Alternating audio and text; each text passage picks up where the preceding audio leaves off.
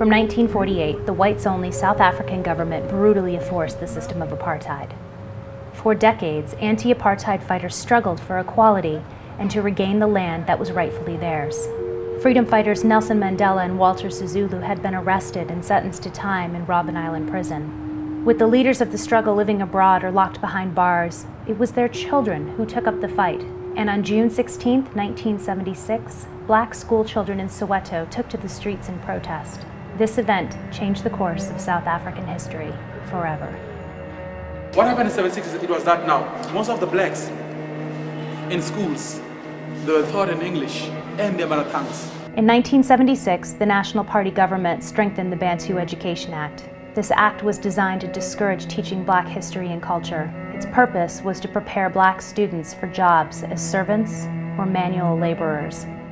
Virtually overnight, everything changed.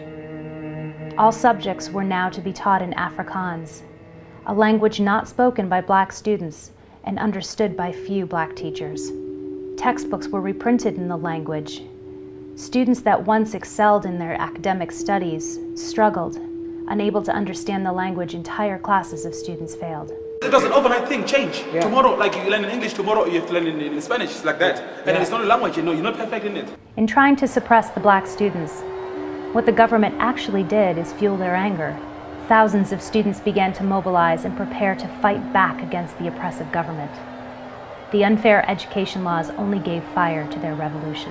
So now students, they started to organize themselves. And what they did, they had a lot of meetings, and they were led by a guy known as Mashinini. So they came to a conclusion that they have to boycott the education. It was just after 8 in the morning on June 16th. The leader of the Soweto Students' Representative Council, Mashinini, and fellow students from Morris Isaacson High School began marching toward the Orlando football stadium for a mass protest of the Afrikaans education issue. So what happened is that now, the students, when they were about to march, all the streets were barricaded to prevent them from marching. And now while the students were still discussing what the next step to take, police became impatient and released the dogs to the students, German Shepherd dogs, and after that, students were shot by the police. The first victim, a 13-year-old boy named Hector Peterson, was fatally shot by the police. He was shot in front of the school gate by the police. And immediately after Hector was shot, now it became all over so that in a certain part, students are being shot.